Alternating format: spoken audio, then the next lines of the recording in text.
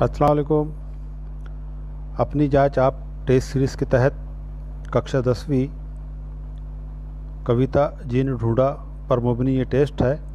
इस टेस्ट की link video के डिस्क्रिप्शन में दी हुई है।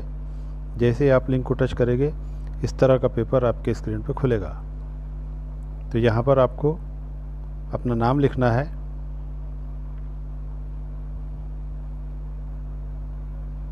और नाम लिखने के बाद इसको स्क्रॉल करके जैसे थोड़ा ऊपर ले जाएंगे आप तो इस नीचे आएगा स्कूल का नाम। तो यहाँ पे आपको अपनी स्कूल का नाम लिखना है इस तरह से। इसको ऊपर लेके जाइए।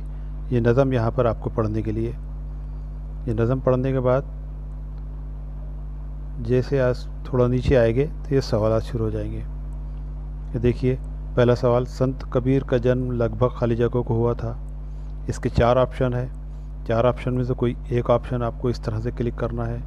एक सवाल के 2 पॉइंट है, इस तरह से 15 सवाल है, 15 सवाल के 30 पॉइंट। तो ये पहला सवाल जैसा इस तरह से हमने हल कर दिए दायरे में, सही जवाब को आपको टच करना है। इसके बाद ये दूसरा सवाल, तीसरा, चौथा, इस तरह से 15 सवाल आपको हल करने हैं। और 15 सवाल हल करने के बाद 15वें सवाल पे ये आपको यहाँ पर हरे कलर में सबमिट नज़र आ रहा है। सबमिट को टच कीजिए।